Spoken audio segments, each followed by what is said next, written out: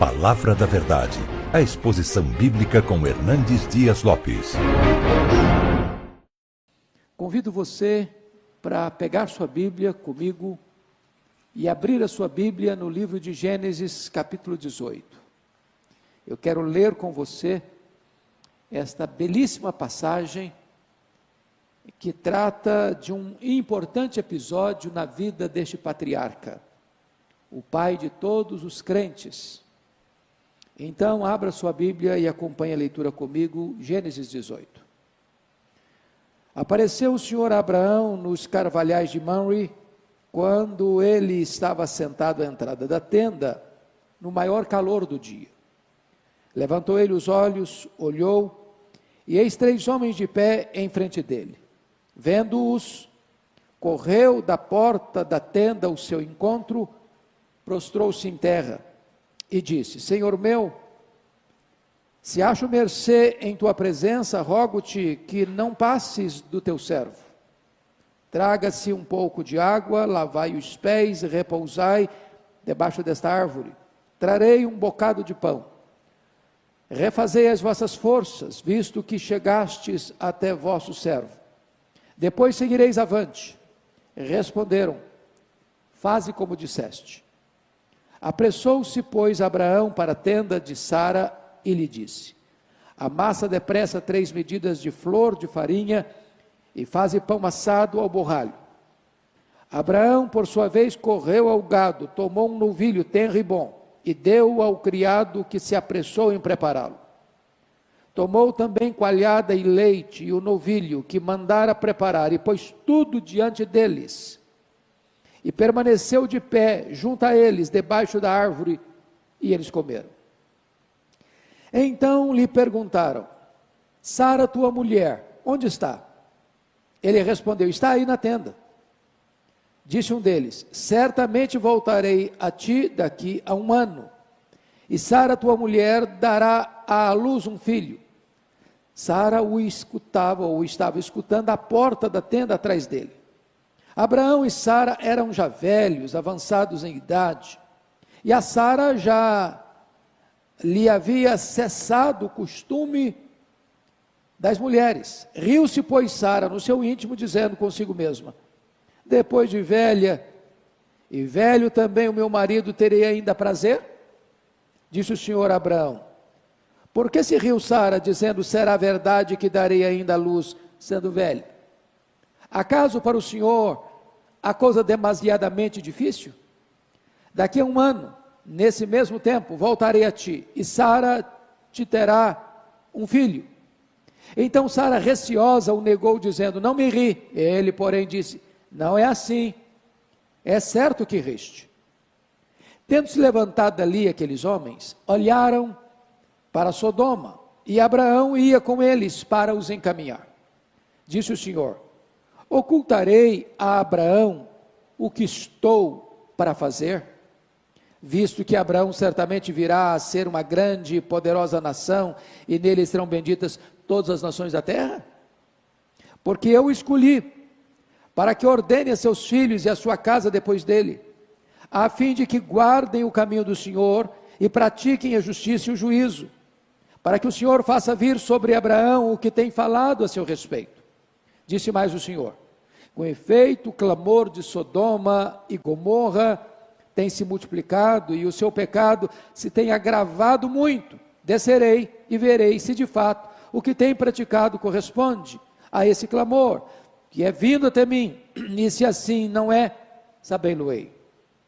Então partiram dali aqueles homens e foram para Sodoma. Porém Abraão permaneceu ainda na presença do Senhor. E aproximando-se a ele, disse: destruirás o justo com o ímpio? Se houver porventura 50 justos na cidade, destruirás ainda assim, e não pouparás o lugar por amor dos 50 justos que nela se encontram? Longe de ti o fazeres tal coisa, matares o justo com o ímpio, como se o justo fosse igual ao ímpio. Longe de ti, não fará justiça o juiz de toda a terra? Então disse o Senhor: se eu achar em Sodoma 50 justos dentro da cidade, pouparei a cidade toda por amor deles. Disse mais Abraão: eis que me atrevo a falar ao Senhor, eu que sou pó e cinza. Na hipótese de faltarem 5 para 50 justos, destruirás por isso toda a cidade? Ele respondeu: não a destruirei, se eu achar ali 45. Disse-lhe ainda mais Abraão: e se porventura houver ali 40? Respondeu: não o farei por amor dos 40. Insistiu: não cire o Senhor, falarei ainda. Se houver porventura ali 30, respondeu o Senhor: não o farei, se eu encontrar ali 30. Continuou Abraão: eis que me atrevo a falar ao Senhor, se porventura houver ali 20, respondeu o Senhor: não o destruirei por amor dos 20. Disse ainda Abraão: não cire o Senhor, se lhe falo somente mais esta vez. Se porventura houver ali 10, respondeu o Senhor: não a destruirei por amor dos 10. Tendo cessado de falar a Abraão, retirou-se o Senhor, e Abraão voltou para o seu lugar. Bom, eu quero pensar com você sobre o seguinte tema: quando o Senhor visita a nossa casa, quando o Senhor visita a nossa família. Eu gostaria de situar esta passagem para que você entenda o contexto. Abraão foi tirado de Ur dos Caldeus, e Deus o ordenou a sair do meio da sua terra, do meio da sua parentela, ir para uma terra que Deus haveria de mostrá-lo, e Deus haveria de abençoá-lo e fazer dele uma bênção para as nações. E diz a Escritura que Abraão levanta altares a Deus, mas diz a Escritura que depois de obedecer a Deus, ele passa por uma primeira prova. Há uma fome na sua terra, e ele, sem consultar a Deus, desce ao Egito. Ao descer ao Egito, ele tem ciência de que os valores, os princípios que governam aquela terra, são outros valores e princípios, e ele começa a imaginar que Faraó tem um harém, e que ele poderia ser morto pelos soldados de Faraó, se porventura a beleza da sua mulher, e a Bíblia diz que ela era extremamente formosa, pudesse atrair os olhos de Faraó. Então ele combina com a sua mulher para chegar no Egito e mentir acerca dela: você é minha irmã. E não tardou para que os príncipes olhassem para ela, se agradassem dela e levassem Sara para o harém de Faraó. E como resultado disso, Faraó cumulou a Abraão de presentes, de riquezas, de muito gado, muitos servos e muitas servas. Aquela riqueza não foi uma bênção para ele. Ele desceu ao Egito e ali transige com os valores absolutos de Deus. Até que Deus fere a casa de Faraó com pragas, e Faraó descobre a mentira de Abraão e repreende Abraão, e expulsa Abraão do Egito. Bom, ele retorna, ele volta agora, exatamente de onde tinha saído, e ao retornar ele demonstra quebrantamento, porque levanta um altar para o Senhor. Mas a riqueza que ele trouxera do Egito, ele já era um homem rico, mas trouxe mais riqueza, é o elemento que vai servir de fator principal para a crise entre ele e o seu sobrinho Ló, porque os pastores de ambos começam a brigar por falta de espaço, e então há a separação de Abraão e Ló, e Abraão, como líder do clã, abre mão de escolher, e deixa que Ló escolha primeiro. Diz a Bíblia que Ló olha para as campinas verdejantes do Jordão, onde estavam as cidades da planície, Sodoma, Gomorra e outras mais, e opta por ir para lá. E ele, Abraão, vai para Mamre, perto de Hebrom, e ali se estabelece. Depois, logo em seguida, no capítulo 14, a Bíblia nos informa de que houve uma invasão dos 4 reis, lá da Mesopotâmia, lá da planície do Eufrates, contra os 5 reis da planície do Jordão, onde estava Sodoma e Gomorra e onde morava Ló, e impõe sobre eles uma vassalagem. Depois de 12 anos de escravidão, esses 5 reis aqui da planície do Jordão se rebelam contra os 4 reis lá da Mesopotâmia e sofrem uma derrota cachapante. E esses reis lá da Mesopotâmia não só impõem uma derrota, mas levam o povo cativo e expoliam os seus bens. E Ló está no meio dessas pessoas que foram levadas escravizadas. Quando Abraão sabe disso, junta 318 homens da sua casa, valentes, preparados para a batalha, juntamente com os homens que ele aliançou-se naquela região, e impõe uma derrota de estratégia militar sobre os reis do norte, e tira das mãos deles o povo escravizado, inclusive o seu sobrinho Ló. Pois bem, quando você avança um pouco mais nas escrituras, para examinar esse assunto, você chega no capítulo 15, e Deus firma uma aliança com ele. E quando Deus visita-o, ele está muito triste, porque ele está com medo. Ele está com medo. E Deus aparece para ele e diz: Abraão, não fica com medo não tenhas medo, eu sou o seu escudo. Ele está com medo de quê? Talvez de uma retaliação daqueles reis lá da Mesopotâmia. Ele está com medo por quê? Porque Deus prometeu que ele iria ser pai de uma grande nação, e ele não tem filhos. Diz: vai ser o Eliezer, o meu servo, o meu mordomo, que vai dar toda a minha riqueza. E Deus faz uma aliança com ele e diz: olha, Abraão, faz o seguinte, sai da sua tenda, olha para o céu, quantas estrelas, se é que você pode, assim será a sua descendência. Mas, como a vida é feita de começos e recomeços, os anos se passaram.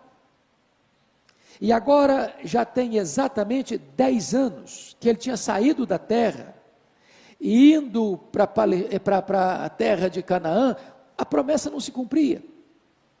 E aí, uma daquelas servas que ele trouxe do Egito, chamada Agar, vai ser um ponto de tensão na família dele, porque a mulher dele pensa assim: bom, é costume da nossa época, quando uma mulher não pode dar filhos ao marido, ela pega uma das suas servas, para que o marido coabite com ela, e os filhos dessa serva são considerados meus filhos. E então Sara propõe isso para Abraão, e Abraão não discute com a sua mulher, Abraão não orienta a sua mulher, Abraão não aconselha a sua mulher, Abraão anui, concorda com a sua mulher, e coabita com Agar, e vai gerar Ismael.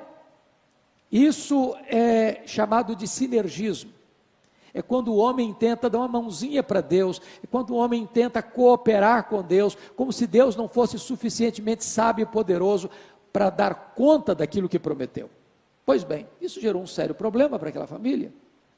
Então, diz a Escritura, no capítulo 17, que quando Abraão completou 99 anos, Deus apareceu para ele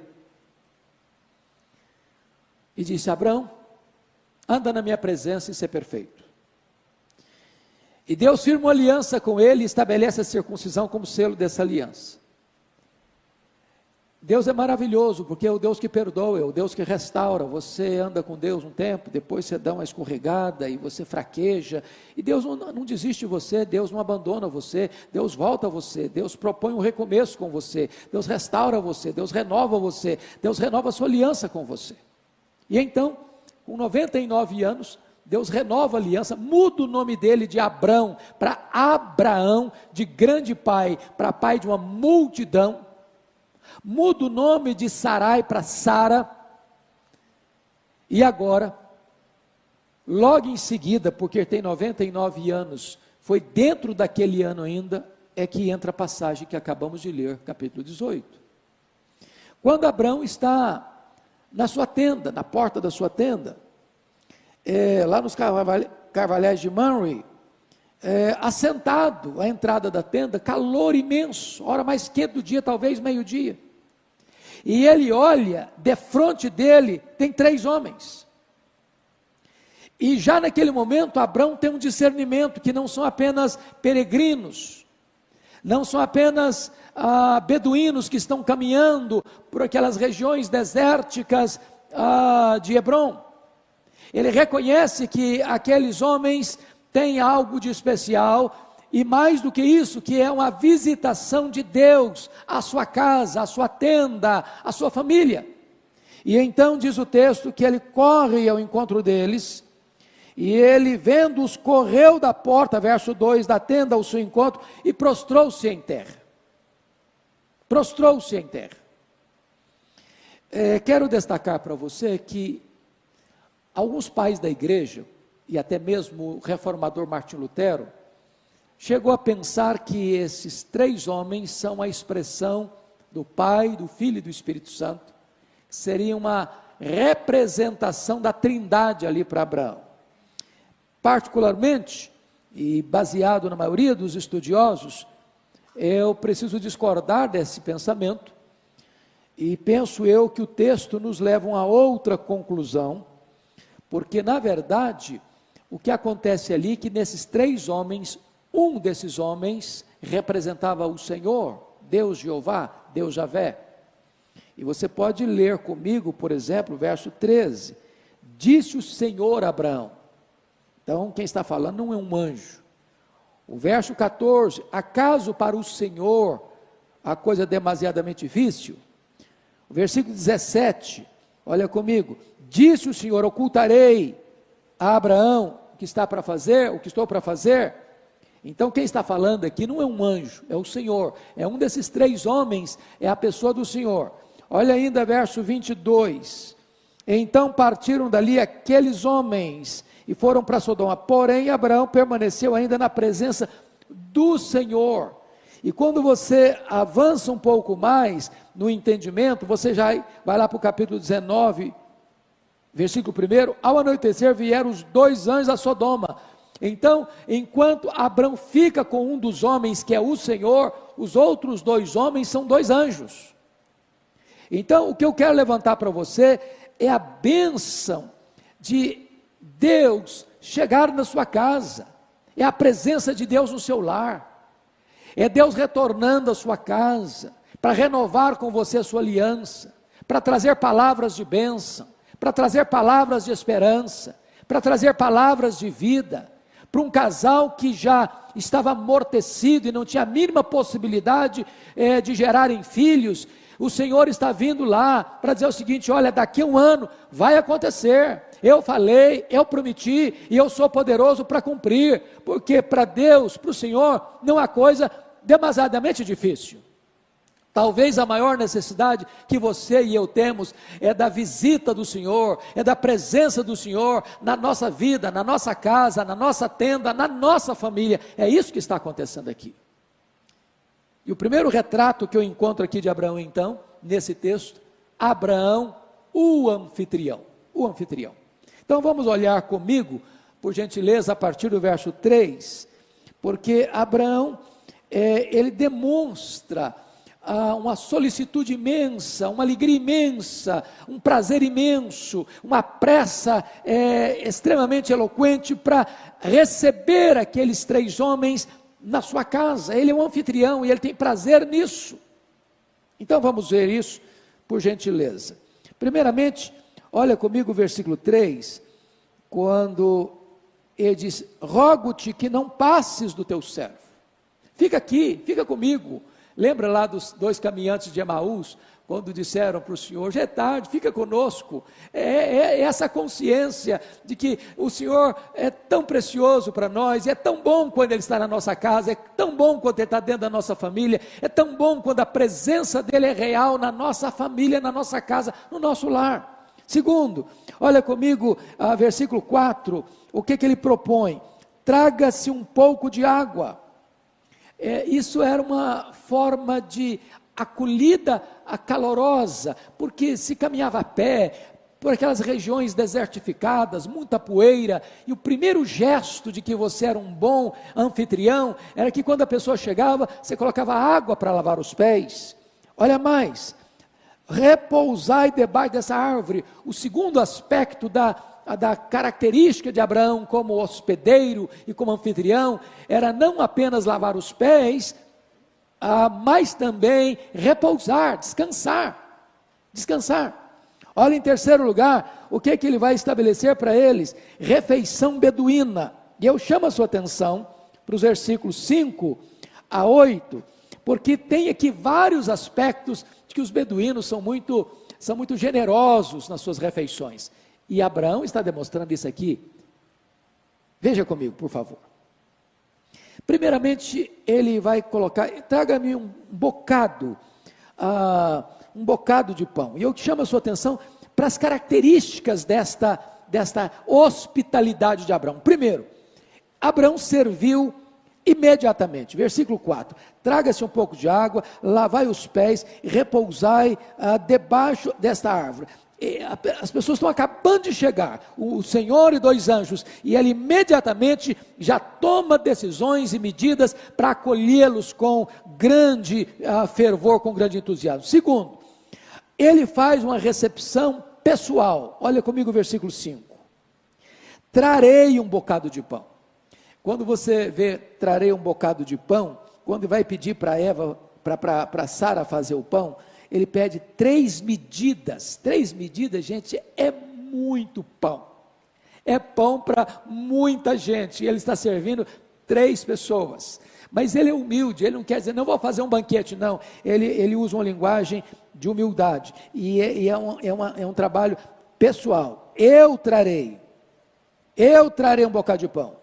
Eu trarei. Então ele pessoalmente, lembre que ele é um homem de 99 anos, lembre que ele tem muitos servos na sua casa, lembre que ele poderia simplesmente estar ali conversando com aquelas pessoas e deixando que os seus servos, seus empregados trabalhassem, não, ele pessoalmente quer fazer isso.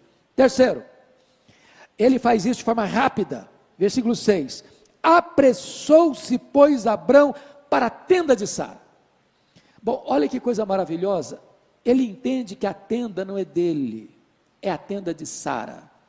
Quando a Bíblia diz que a mulher é a dona do lar, dona da casa, é nesse sentido, já está aqui. Abraão entendia que a tenda, embora ele morasse, embora ele fosse o líder, embora ele fosse o cabeça, embora ele fosse o chefe daquele clã, ele entendia que aquele espaço geográfico era chamado de a tenda de Sara.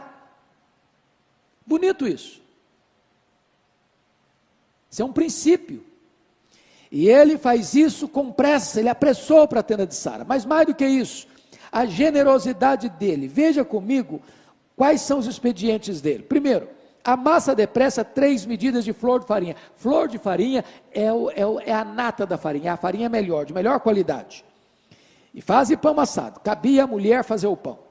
Agora olha o versículo 7, Abrão por sua vez correu ao gado, 99 anos, ele não vai ao gado, ele corre ao gado, ele tem pressa, ele corre ao gado, mas para que ele vai lá? Para tomar um novilho tenro e bom, ele escolhe o bezerro cevado, ele escolhe o melhor, ele escolhe o mais tenro, ele escolhe o que ele tem de melhor, e diz o texto, versículo 7, deu ao criado, que fez o quê? Que se apressou em prepará-lo.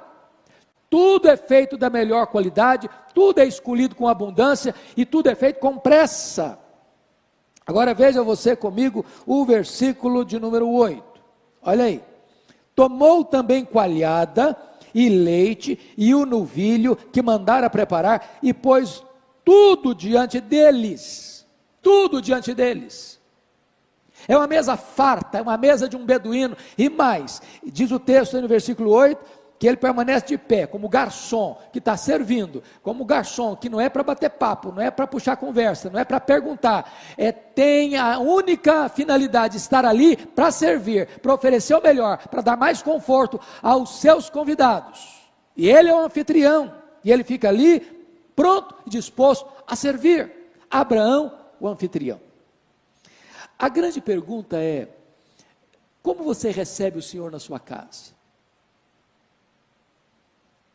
O Senhor se sentiria bem na sua casa, como sentia bem, por exemplo, lá na casa de Marta, Maria e Lázaro? O Senhor tem espaço na nossa família? Nós temos prazer em receber a presença dEle? O que é que nós estamos assistindo dentro da nossa casa? O que é que nós estamos ouvindo dentro da nossa casa? O que é que nós estamos conversando na nossa casa? O que é que nós estamos botando na mesa da nossa casa? Tudo isso traz glória para Deus e dizemos com isso, Senhor, seja bem-vindo na nossa casa, seja bem-vindo na nossa família. Essa é uma lição que Abrão nos ensina, Abrão, o anfitrião. Mas, quero partir para o segundo ponto desse texto, agora Abrão, o marido.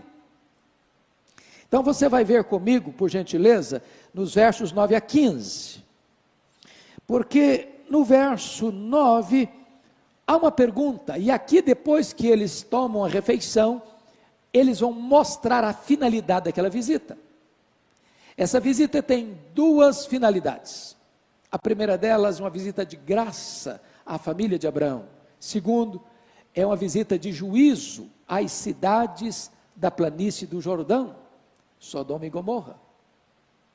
Vejamos então, olha a pergunta do verso 9. Então lhe perguntaram: Sara, tua mulher, onde está? Ele respondeu: está aí na tenda. Será que o Senhor e os dois anjos não sabiam onde Sara estava? Será que eles precisavam dessa informação? Será que eles não tinham esse conhecimento? Claro que a pergunta é retórica. A grande pergunta para um marido é esta: onde está a tua mulher?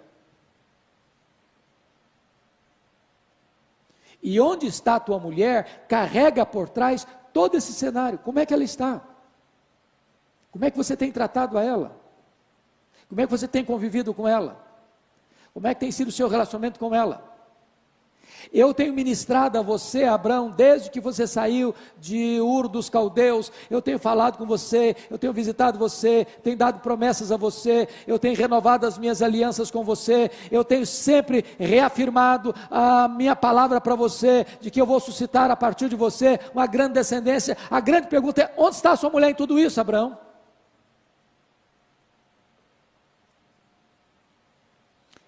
Você tem ministrado a sua esposa? A sua esposa é uma mulher mais crente, mais piedosa, mais cheia do Espírito Santo, porque convive com você, porque se relaciona com você. Onde está a tua mulher? Agora, note você que diante desta pergunta, que foi retórica, há uma promessa no versículo 9, eu chamo a sua atenção. No versículo 10, melhor dizendo. Disse um deles: certamente voltarei a ti daqui a 1 ano, e Sara, tua mulher, dará à luz um filho. Sara o estava escutando à porta da tenda atrás dele. Então, a pergunta tinha a ver com exatamente esse sentimento do coração de Sara, que haveria de ouvir mais uma vez, e finalmente, pela última vez, esta promessa de que ela daria à luz a um filho. Só um detalhe agora: o tempo foi definido, daqui a 1 ano, nem menos, nem mais. O Deus que promete, agora estabelece os limites do cumprimento da sua promessa, é daqui a 1 ano. Mas vamos ver a realidade agora, versículo 11. Porque esta promessa é feita num contexto de uma realidade complicada. Abraão e Sara eram já velhos, avançados em idade, e a Sara já lhe havia cessado o costume das regras. Bom, o ponto é o seguinte: a promessa do filho vem em choque, em conflito com a possibilidade desse casal gerar filhos. O corpo de Sara já estava morto para a maternidade. E o corpo de Abraão também já estava amortecido.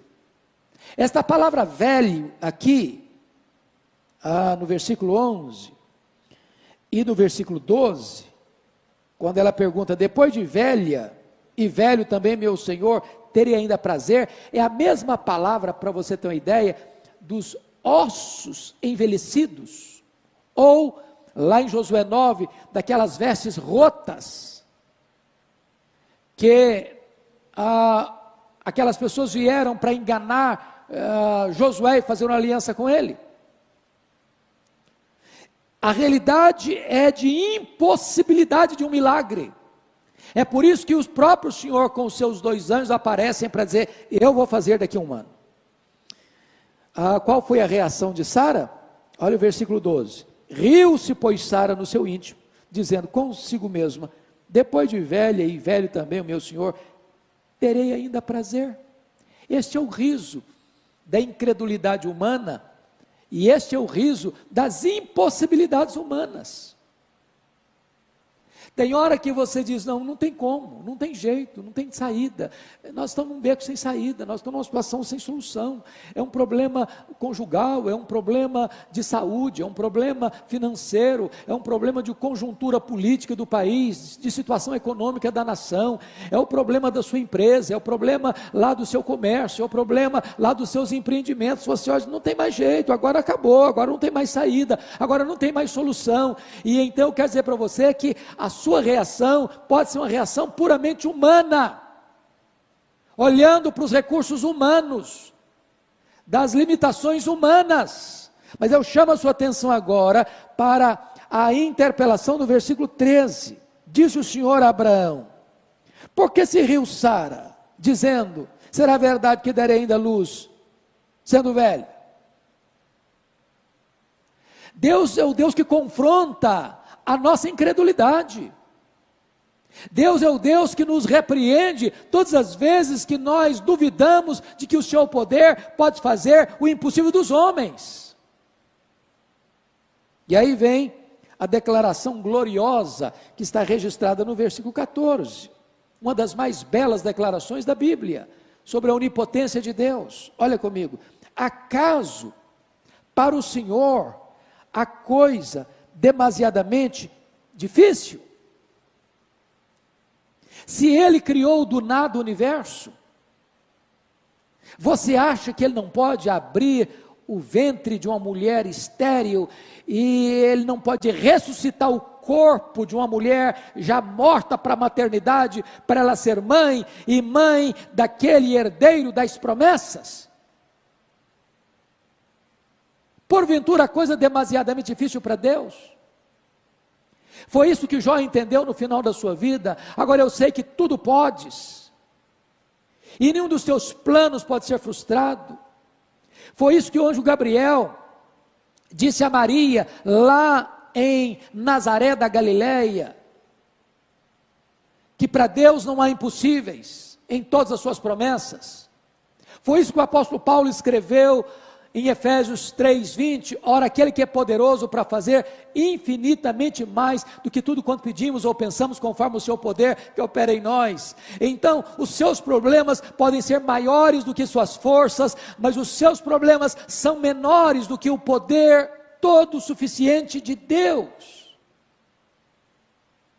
Então, o Senhor, depois de fazer isso, faz um confronto no versículo 15. Então Sara, receosa, o negou, dizendo, não me ri. Ele, porém, disse, não é assim, é certo que riste. Bom, não dá para mentir para Deus, porque aquilo que o riso de Sara não foi para fora, foi para dentro, não foi uma gargalhada, foi um riso interior. Mas o Senhor a viu, e o Senhor a confrontou. Eu quero dizer para você que Deus está olhando para nós, Ele está nos confrontando, e é melhor que você e eu nos curvemos ao seu confronto, e creiamos nas suas promessas. Bom, depois de falar então de Abrão, como anfitrião, Abrão como marido, eu quero pensar agora com você um pouco sobre Abrão como um profeta de Deus. Olha os versículos 16 a 18.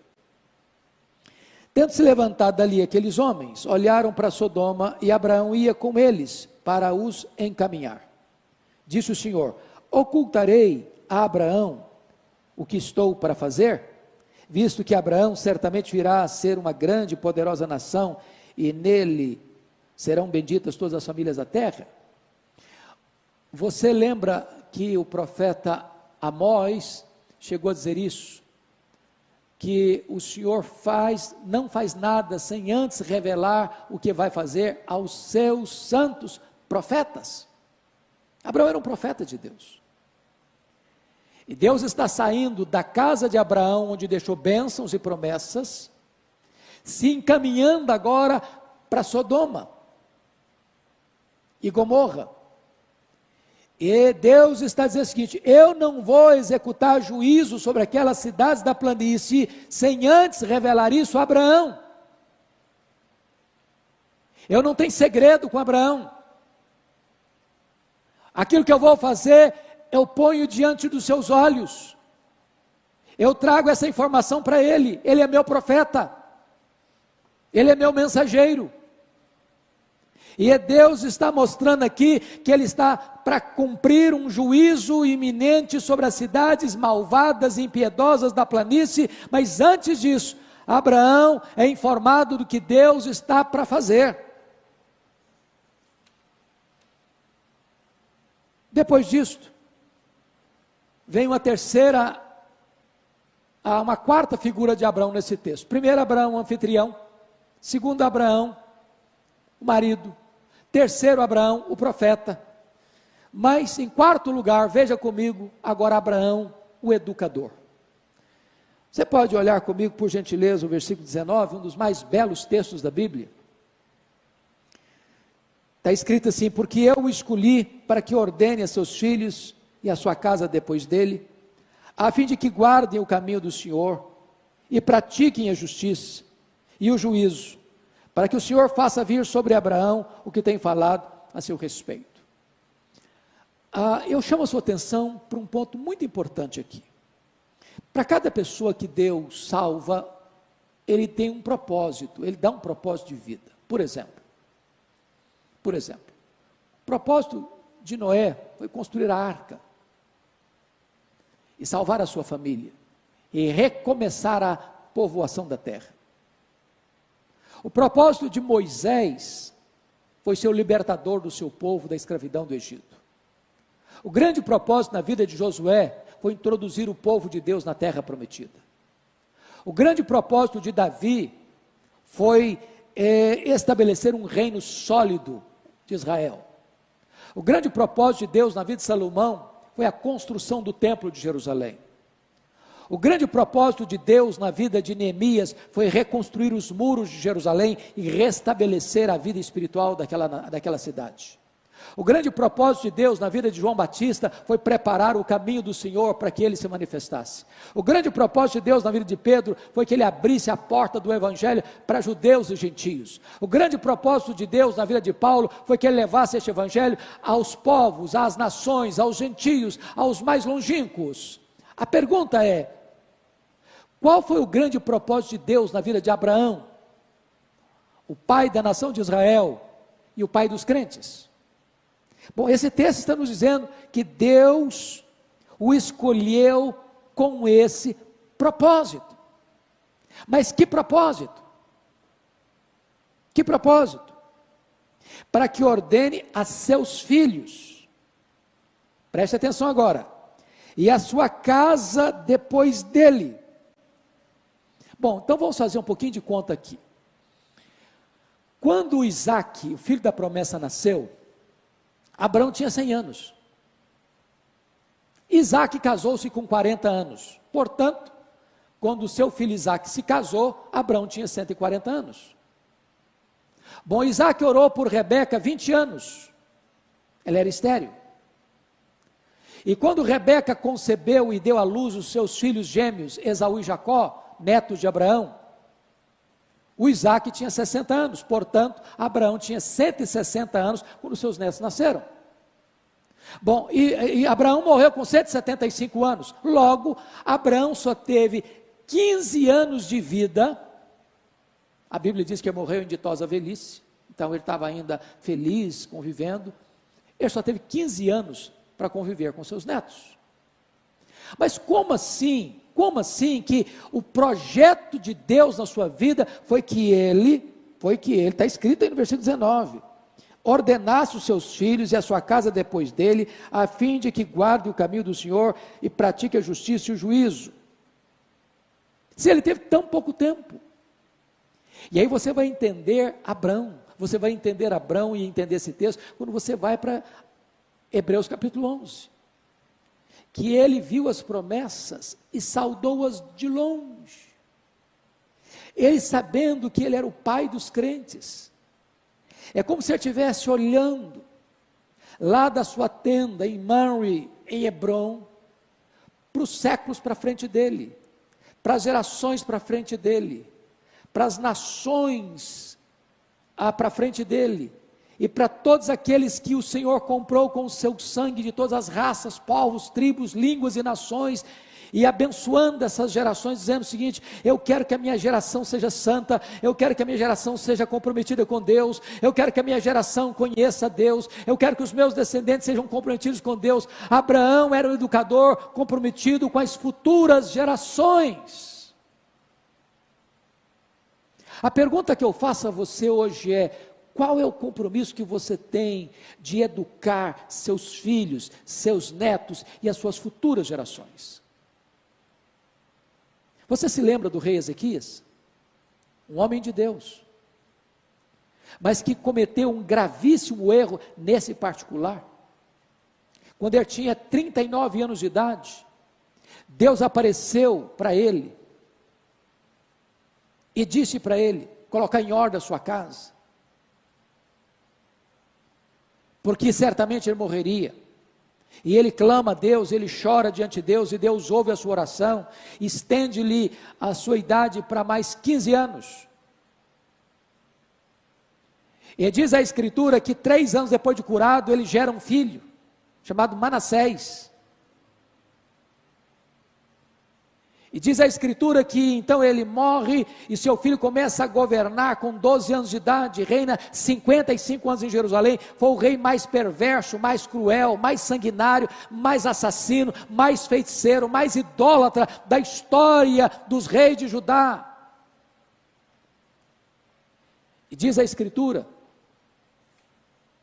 que quando ele foi curado, vieram caravanas da Babilônia para presenteá-lo, para se alegrarem com ele diante do milagre, não só da cura, mas da libertação do Império Assírio. E diz a Bíblia que Ezequias abre os seus tesouros, a sua casa, e mostrou quão grande era, quão poderoso ele era, quão rico ele era, quão esplendoroso ele era, e não disse uma palavra sequer de exaltação a Deus, de gratidão a Deus. Diz a Bíblia que aquilo foi mal aos olhos do Senhor, e Deus mandou Isaías à sua casa, para repreendê-lo, e Isaías dá uma palavra dura para o rei Ezequias, dizendo: olha, essa Babilônia que você se envaideceu diante dela, voltará, e tudo aquilo que os reis ajuntaram até hoje, e tudo aquilo que você ajuntar daqui para frente, essa Babilônia vai levar. E tem mais: dos filhos que tu gerares, serão levados cativos, serão feitos eunucos, serão castrados. E quando Ezequias escuta isso, em vez dele chorar como chorara 15 anos antes, ou melhor dizendo, como ele chorara depois que foi avisado de que ele morreria, diz a Escritura que depois dessa tragédia de que ele é informado que seus filhos serão cativos, serão castrados, ele responde assim: boa essa palavra, boa essa palavra. Mas acho que você não entendeu, rei Ezequias. Eu estou falando que a Babilônia virá e vai tomar esse povo, e vai levar esse povo cativo, os filhos vão ser levados cativos, vão ser feitos eunucos, e você vem me dizer que boa essa palavra? E ele justifica: boa essa palavra que disseste, porque eu morrerei em paz nos meus dias. Sabe o que significa isso? Sabe o que ele está dizendo? Quando isso acontecer, eu não estou mais aqui para contar essa história. Quando isso acontecer, eu não estou mais aqui. Então, depois que eu morrer, desculpem da expressão, que se danem as futuras gerações, eu não estou nem aí. Nós precisamos de pais, de mães comprometidos com a educação de seus filhos, de seus netos, de sua futura descendência. É isso que Abraão fez, e é isso que nós precisamos fazer. Mas eu queria concluir então a exposição desse texto. Primeiro, Abraão como anfitrião. Segundo, Abraão como profeta. Terceiro, Abraão, primeiro, anfitrião. Segundo, marido. Terceiro, profeta. Quarto, Abraão como educador. E quinto lugar, Abraão como intercessor. É exatamente isso que você vai ver comigo a partir dos versos 20 a 33. E quando chega o verso 20, Disse mais o Senhor. Agora o Senhor vai revelar a Abraão o segundo motivo da sua visita à sua casa. A primeira foi uma visita de bênção para a família de Abraão. A segunda razão da visita à casa de Abraão, porque ele era um profeta de Deus, era avisar a ele de que haveria um juízo sobre as cidades da planície. Então escuta o verso 20. Disse mais o Senhor: com efeito o clamor da cidade de Sodoma, ou o clamor de Sodoma e Gomorra, tem se multiplicado, e o seu pecado tem se agravado muito, muito. Então a primeira coisa que você nota aqui, o agravamento do pecado, e aquelas cidades já tinham sido abençoadas por Abraão, que libertou o seu povo, e tirou os espólios de guerra das mãos daqueles reis do norte, e eles poderiam ter reconhecido a boa mão de Deus e se arrependido, mas o contrário, depois da libertação, eles continuaram pecando e agravando ainda mais o pecado. Era uma cidade promíscua, era uma cidade onde a relação sexual das pessoas era contrária à natureza, era uma cidade violenta, e esta violência da cidade, as pessoas que eram violentadas nessa cidade, esse clamor subiu até Deus. Deus se importa com a cidade, e Deus vê os pecados da cidade. Mas em segundo lugar, você nota que antes de Deus aplicar o juízo, Deus investiga primeiro. Deus nunca aplica um juízo sem um diagnóstico primeiro. Então veja comigo o verso 21. Descerei e verei se de fato o que tem praticado corresponde a esse clamor que é vindo até mim, e se assim não é, sabê-lo-ei. É claro que essa é uma linguagem humana, antropomórfica, para descrever esta cena para nós, que Deus não aplica o juízo sem antes investigar. Deus é justo. Deus não inocenta o culpado, e Deus não culpa o inocente. Bom, agora então vem o intercessor, permanecendo na presença do Senhor. Olha o verso 22. Então partiram dali aqueles homens, e foram para Sodoma. Eram 3 homens, um era o Senhor e 2 anjos. Porém Abraão permaneceu ainda na presença do Senhor. Então preste bem atenção agora. São 3 homens, um é o Senhor, 2 são anjos. Os 3 estão saindo juntos da casa do Abraão. Abraão, como um bom anfitrião, não só dá a eles um banquete, mas também os conduz na estrada para onde estão indo. E se você conhece a geografia de Israel, sabe que se você está lá nas alturas de Mamre, a região de Hebron, você caminhando um pouco, de lá de cima você tem uma vista abrangente da planície do Jordão, onde estavam as cidades de Sodoma e Gomorra. Mas Abraão fica com o Senhor. Uma das pessoas desses 3 homens é o Senhor, e ele permanece na presença do Senhor, conforme o registro do verso 22. Porém Abraão permaneceu ainda na presença do Senhor. E para que permaneceu? Para interceder, para se colocar na brecha. Abraão tem compromisso com Deus, e tem amor aos homens, é o intercessor. E a outra coisa, em quarto lugar, que eu chamo a sua atenção, que ele apela para o caráter justo de Deus. Chama a sua atenção para o verso 23, olha aí. E aproximando-se ele disse: destruirás o justo com o ímpio. Olha o verso 25, porque é lapidar o verso 25. Longe de ti, Abraão faz uma apologia do caráter justo de Deus.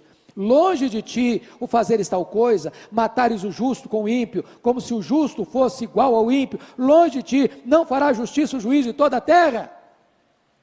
Essa é uma forma de você interceder, é de você relembrar, é você trazer à tona na sua oração quem é Deus. Deus tem compromisso com Ele mesmo, Deus tem aliança com Ele mesmo, Deus tem compromisso com o seu caráter, Deus tem compromisso com os seus atributos, e Abraão está recordando a Deus quem Deus é. O Senhor não vai destruir o ímpio com o justo, porque tu és justo, e sendo tu justo, tu não hás de destruir o piedoso com o ímpio, o impuro com o puro.